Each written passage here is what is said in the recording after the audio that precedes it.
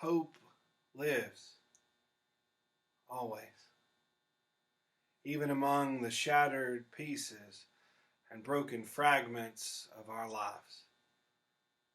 It's hard today not to look outside and see what's broken, what's missing. The fragments of the way things used to be lie before us.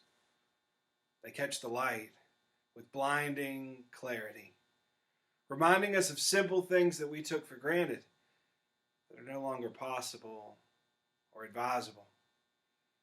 A family meal at a restaurant, sitting in a church pew, a ride on the school bus, a hug, a handshake, even the line at the DMV.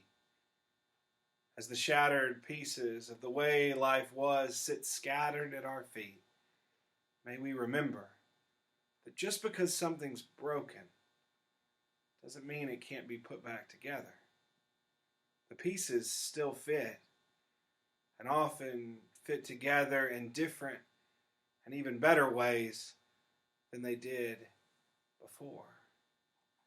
In one of the first churches I served, I came to my office one morning to be greeted by a startling and horrible reality. Someone had broken into the church during the night. They had pried open the doors and they had crashed through windows, searching for anything of value to steal.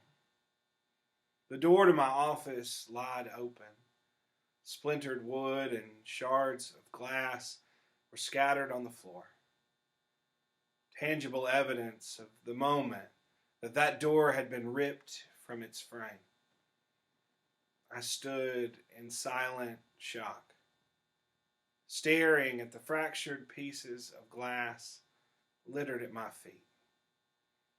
Of all the emotions and the thoughts that raced through my mind at that moment, anger and resentment, sadness and helplessness, hope was not high on that list. I could not see beyond the remnants of the violent, senseless act that had happened and what that might mean for the future. Tears welled in my eyes as I swept the pieces across the blue tile with the side of my shoe. And that's when I noticed something strange. A small example of hope's persistence among the rubble of what used to be. 4 shards of glass and a steel washer from the doorframe lied on the floor, arranged in such a way that they formed the shape of an angel. A reminder to me that even then, God was present and hope lived.